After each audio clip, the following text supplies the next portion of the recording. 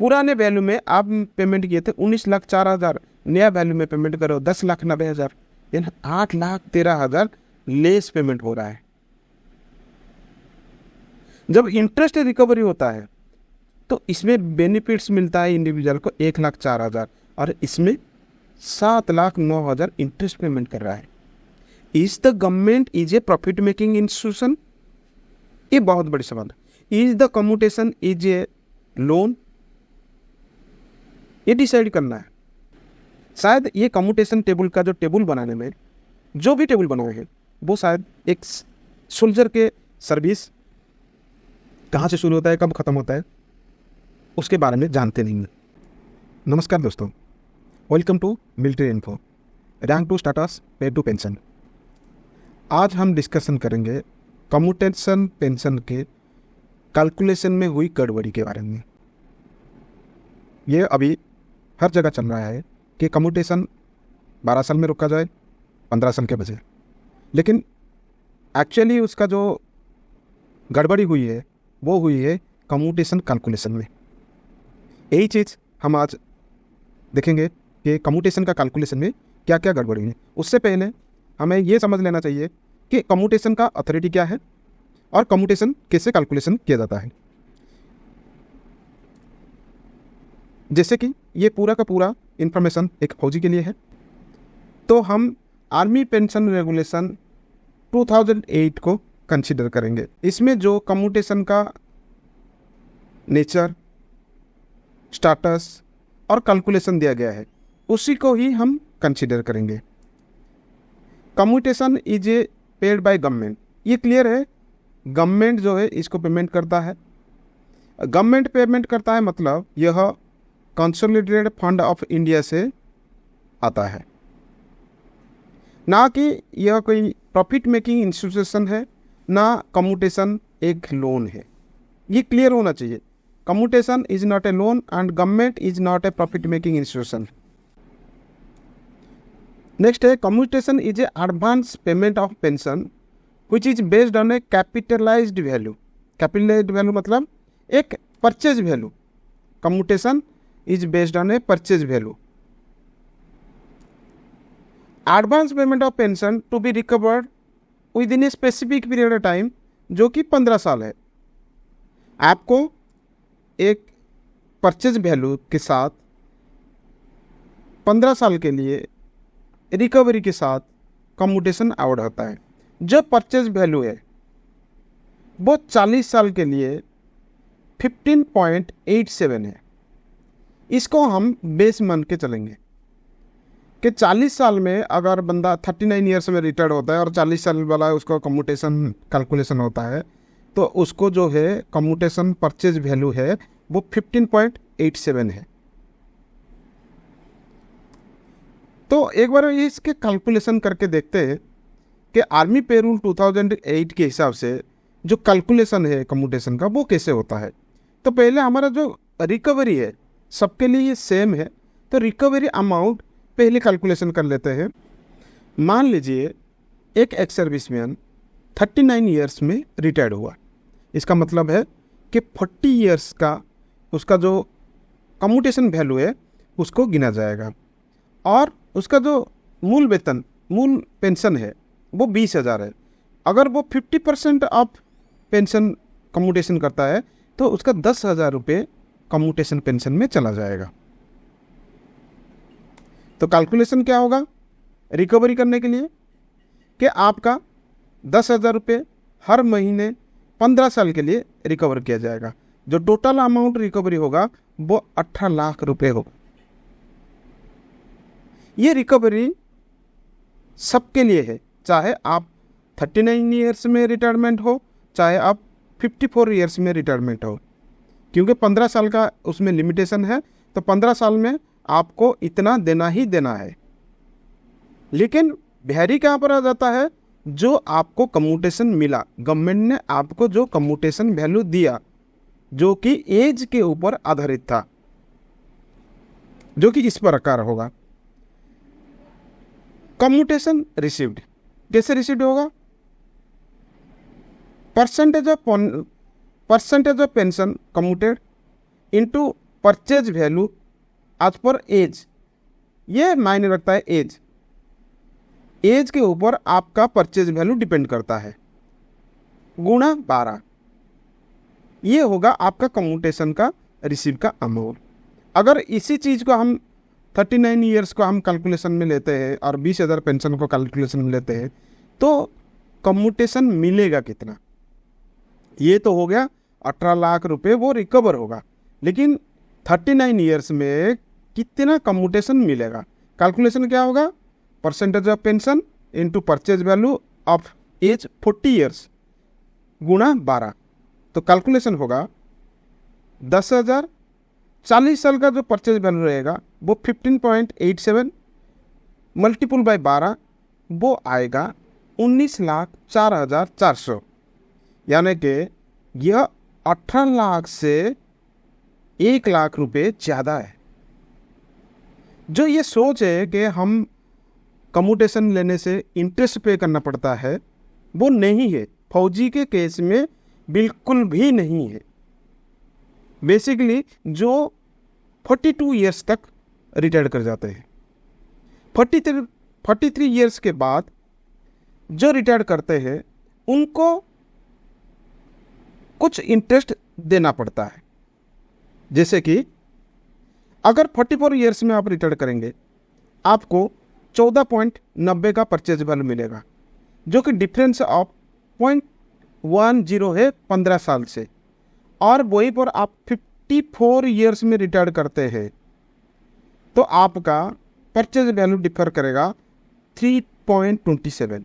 इसके वजह से आपको हो सकता है 12,000 से लेके 3,92,400 इंटरेस्ट पे करना पड़ेगा टोटल अमाउंट पर।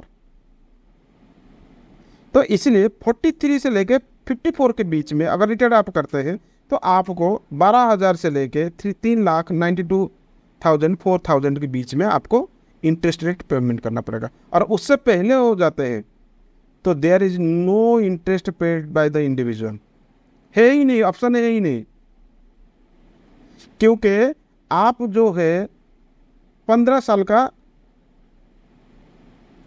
रिकवरी होगा, 12 महीने इसमें भी है और 12 महीने इसमें भी है। इसका मतलब आपका परचेज वैल्यू अगर 15 से ज़्यादा है आपको इंटरेस्ट देने की ज़रूरत नहीं है, लेकिन आपका परचेज वैल्यू 15 से कम है तो आपको इंटरेस्ट देना पड़ सकता है। यह है पेंशन रेगुलेशन 2008 के कैलकुलेशन। लेकिन आज जो डिफरेंस आया, जो कम्यूटेशन में वेरिएशन आया, वो 6th पे कमीशन के रिकमेंडेशन की वजह से आया। इसके वजह से हमको 6th पे कमीशन रिकमेंडेशन का रिपोर्ट पढ़ना चाहिए। 6 CPC रिपोर्ट में क्या बोला गया है? पहले बोला गया है the government should modify the commutation table being used for the purpose of commutation pension. क्यों चेंज करना पड़ेगा? क्योंकि ये जो शुरू हुआ था ये 1971 का टेबल था। 1971 से आज तक बहुत चेंजमेंट हुई, इसी वजह से पे कमीशन ने बोला कि वो कम्यूटेशन का पेंशन टेबल में आप तब्दील लाइए। कैसे लाइए? All future cases commutation of pension should be considered as per the revised commutation table annexed to the report. एक एनेक्सर है, वो रिपोर्ट के साथ जुड़ा हुआ है, लेकिन जो एनेक्सर वाला रिपोर्ट है वो अभी तक इंटरनेट में अवेलेबल नहीं है। जो रिपोर्ट अवेलेबल है वो आप सब देखते हैं, इंटरनेट में मारेंगे तो मिल जाएगा, लेकिन ये एनेक्सर वाला टेबल जो है वो अभी तक इंटरनेट में आया नहीं है। व्हिच में बी रिवाइज्ड पीरियडिकली। एक चीज़ बोला यहाँ पर कि कम्यूटेशन का जो चीज़ है वो पीरियडिकली रिवाइज्ड होगा by the government keeping in view of interest rate and modality of mortality table. Interest rate RBI के रेपो रेट से वेरी होता है, और ये आपको सबको पता है RBI जैसे ही रेपो रेट चेंज करता है इंटरेस्ट रेट चेंज होता है। मोर्टालिटी रेट जो इंस्टीट्यूशन इसको डिक्लेयर करता है कि स्पैन ऑफ लाइफ एक इंसान का कितना है वो डिसाइड करता है। लेकिन एक बात बताएंगे, एक फौजी जो 40 ईयर्स में रिटायर करता है, क्या वो 15 साल सुख शांति से जीवित नहीं रह सकता? उसके ऊपर मोर्टेलिटी टेबल का तो क्वेश्चन ही नहीं आ रहा है, ओनली आ रहा है इंटरेस्ट रेट। तो इंटरेस्ट रेट एक फौजी को अगर हिसाब लगा जाए, सीआईएफ की तरफ से 6 से लेके 7% में इंटरेस्ट मिल जाता है। तो 71 के टेबल के हिसाब से 4.75 इंटरेस्ट रेट लिया जा रहा था, और एजीआईएफ के हिसाब से देखें तो ये 6 से लेके 7% होगा, यानी वेरिएशन रहा 1.25% से लेके 2.25% इंटरेस्ट रेट बढ़ेगा या घटेगा, और वो भी रेपो रेट के हिसाब से, मार्केट इंटरेस्ट रेट के हिसाब से। ये कहना था 6th पे कमीशन का। आगे बताते हैं, since the commutation under proposed scheme will be consider with the prevailing market interest rate and mortality factor, it should be possible to outsource entire process of making payment। तो यहाँ पर एक बड़ी बात बोला गया कि अगर आप मार्केट रेट में जाते हो, मोर्टेलिटी फैक्टर में जाते हो, जो कि एक फौजी को शायद लागू ही नहीं है mortality factor, only interest rate लागू है, तो इसको जो है आउटसोर्स किया जाए, गवर्नमेंट ना करे, पेमेंट जो है बाहर से मिल जाए। आगे रिकमेंडेड करते हैं कि कम्यूटेशन ऑफ पेंशन जो आउटसोर्सिंग होगा वो पीएसयू, बैंक या अदर इंस्टीट्यूट हो जाए। Accordingly the government may consider outsourcing the process of commutation of pension to any PSU, bank, public institution which would extend the commuted amount to the pensioners and get appropriate rate of interest। क्या बोलना चाहते हैं यहाँ पर? Commutation is A business के appropriate interest recover किया जाए, इसको पीएसयू, बैंक को दे दिया जाए या अदर इंस्टीट्यूशन को दिया जाए, और पेंशन जो कम्यूटेशन को एक बिजनेस बना दिया जाए और इसके ऊपर इंटरेस्ट रिकवर किया जाए। जबकि एक 40 साल में अगर जो फौजी रिटायर करता है उससे इंटरेस्ट रिकवरी नहीं होता है, उसको एक्स्ट्रा अमाउंट दिया जाता है। ये चीज भी 6th पे कमीशन में कुछ हद तक कवर किया हुआ है। Government could extend on interest subsidy, ये जो इंटरेस्ट सब्सिडी था उस चीज को एक्सटेंड कर सकते हैं, और यही चीज मिल रहा था फौजियों को। Government could extend an interest rate subsidy on the interest rate so charged in case the same is found necessary। आपको फौजी के केस में नेसेसरी है, आप करोगे, क्योंकि आप एक 34 ईयर्स में रिटायरमेंट दे देते हो और नेक्स्ट रीएम्प्लॉयमेंट का कोई एश्योरेंस नहीं है। अगर गवर्नमेंट का बहुत सारे पॉलिसी आते हैं जो कि एम्प्लॉयज़ को लागू नहीं होता है, अदर पर्सन्स को लागू होता है, उसका बेनिफिट कभी नहीं उसको मिलता। लेकिन जब आप 34 ईयर्स में उसका सब कुछ सर्विस लेने के बाद उसको छोड़ देते हो, तो आपको ये एक्सटेंडेड इंटरेस्ट रेट जो सब्सिडी है वो देना पड़ेगा इफ सुइटेबल। ठीक है, ये था 6th पे कमीशन का रिकमेंडेशन। 6th पे कमीशन का रिकमेंडेशन कभी भी एक फाइनलाइजेशन नहीं, ये एक रिकमेंडेशन है। जब तक गवर्नमेंट इसको एक्सेप्ट ना करे तब तक ये फाइनलाइजेशन नहीं हो सकता। तो इसके ऊपर गवर्नमेंट का क्या डिसीजन था? गवर्नमेंट डिसीजन 6th पे कमीशन के ऊपर गवर्नमेंट का डिसीजन क्या था? यहाँ पर एक बात क्लियर करना चाहते हैं, government means union cabinet, it is not a administrative ministry और पे डिस्ट्रीब्यूशन अथॉरिटी। गवर्नमेंट क्या है? इट इज़ यूनियन कैबिनेट, और बेशक देखा जाए यूनियन कैबिनेट इज ए भी ऑफ फ्यू पार्लियामेंटेरियन। जब कंसोलिडेटेड फंड की बात आता है जो कि पार्लियामेंट में अप्रूव होता है, उससे पहले कुछ डिसीजन लेना है तो कैबिनेट डिसीजन लेता है, तो ये फ्यू पार्लियामेंटेरियन का व्यू हो सकता है। जब ये पार्लियामेंट में पारित होगा तब जाके ये गवर्नमेंट का डिसीजन माना जाएगा। और जो एडमिनिस्ट्रेटिव मिनिस्ट्री है या फिर पे डिस्ट्रीब्यूशन अथॉरिटी है, उसके ऊपर कोई भी ऑर्डर पास करते हैं, इट इज इनवैलिड, क्योंकि कंसोलिडेटेड फंड जो है regulated by 266 of constitution of India, जो कि बोलता है कि पार्लियामेंट के अंदर आपको जो निर्णय लिया जाएगा वो ही पैसा ही खर्चा किया जाएगा। अगर कम्यूटेशन का पैसा पार्लियामेंट बोल देता है कि इंटरेस्ट के साथ देना है तो इंटरेस्ट के साथ देना है। अगर पार्लियामेंट बोल देता है कि इंटरेस्ट के साथ नहीं, इसको सब्सिडी इंटरेस्ट के साथ देना है तो सब्सिडी इंटरेस्ट के साथ देना है। अगर बोल देता है कि नहीं, it is given and recovered, मतलब जितना दे उतना ही रिकवर कर, तो इतना ही रिकवर होगा। तो इसमें एडमिनिस्ट्रेटिव ऑर्डर कुछ चलता नहीं है। फिर भी गवर्नमेंट का डिसीजन इसमें क्या था? Government decided that outsourcing the process of commutation of pension of PSU banks and institution will be examined separately. Examined separately, कोई डिसीजन नहीं लिया। The decision taken on other recommendation of general nature made by the commission which are not included in the resolution will be notified separately। Notified separately मतलब gazette of India में छपेगा कि भाई हमने ये decision लिया। जैसे कि ये छपा था 6 APC के रेजोल्यूशन में, ये छपा था कि आउटसोर्सिंग का जो मुद्दा है उसको हम बाद में डिस्कशन करेंगे। क्या लिखा था? Recommendation of 6 which will be examined separately। तो ये मुद्दा जो है बाद में इसके ऊपर विचार किया जाएगा। अगर बाद में विचार किया जाएगा, जो टेबल 71 का था वो कैसे चेंज हो गया?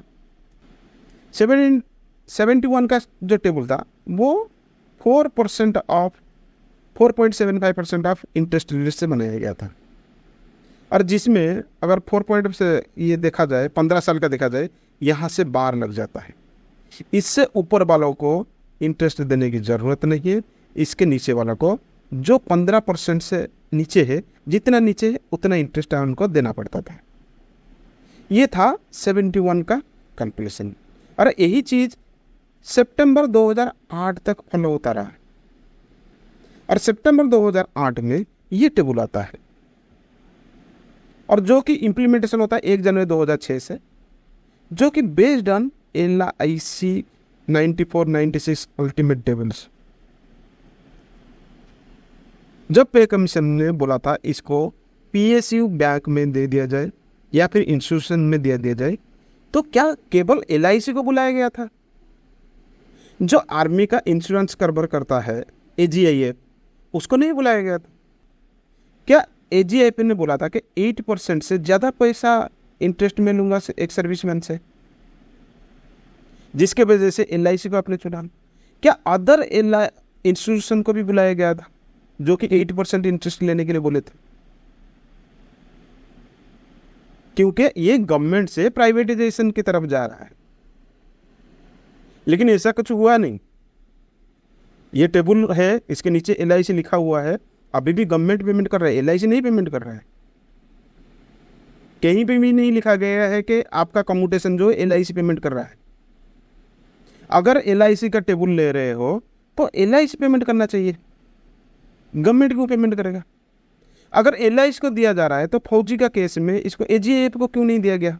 क्योंकि AGIF 6% से लेकर 7% के बीच में इंटरेस्ट रेट रखता है, क्योंकि यहाँ पर जो इन्वेस्टमेंट है AGIF में वो सारे फौजियों का है, इसी वजह से यहाँ पर फौजियों का कम रेट है।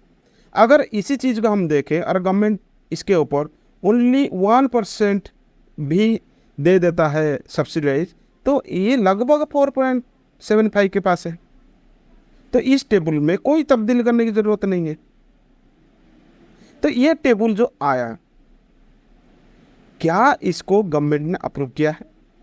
क्या इस टेबल को बनाते टाइम जो हम बोलते हैं कि भाई कम से कम 3 इंस्टीट्यूशन बोलना चाहिए कि भाई कंपैरेटिव स्टेटमेंट आना चाहिए कि भाई हम 8 लेना चाहते हैं, 9 लेना चाहते हैं, 10 लेना चाहते हैं, इसलिए मिनिमम आप 8 को दे दिए? क्या ऐसा कोई कैलकुलेशन हुआ है फौजी के केस में? अगर नहीं हुआ है, अगर अभी भी गवर्नमेंट बोल रहा है कि हम इसके ऊपर कंसिडर कर रहे हैं, तो ये टेबल तो बिल्कुल गलत है। गवर्नमेंट अगर बोल रहा है अभी इसके ऊपर हम डिसीजन नहीं लिया है तो ये टेबल सही है। तो ये टेबल और ये टेबल में जो कैलकुलेशन है वो कितना डिफरेंस है, वही सिमिलर है 50%। 20,000 का पेंशन यानी 10,000 रुपये जो है कम्यूटेशन किया 39 ईयर्स से, यानी 40 ईयर्स का लिया गया। तो अगर लिया जाता है तो हम क्या पहले कर रहे हैं, रिकवर कितना कर रहे हो मेरे से, रिकवर कितना कर रहे हो, रिकवर कर रहे हैं 18 लाख। न्यू पेंशन में भी जो न्यू वैल्यू में भी 18 लाख कर रहे हो। पुराने वैल्यू में आप पेमेंट किए थे 19,04,000, नया वैल्यू में पेमेंट करो 10,90,000, यानी 8,13,000 लेस पेमेंट हो रहा है। जब इंटरेस्ट रिकवरी होता है तो इसमें बेनिफिट्स मिलता है इंडिविजुअल को 1,04,000 और इसमें 7,09,000 इंटरेस्ट पेमेंट कर रहा है। Is the government is a profit making institution? ये बहुत बड़ी सवाल है। Is the commutation is A loan?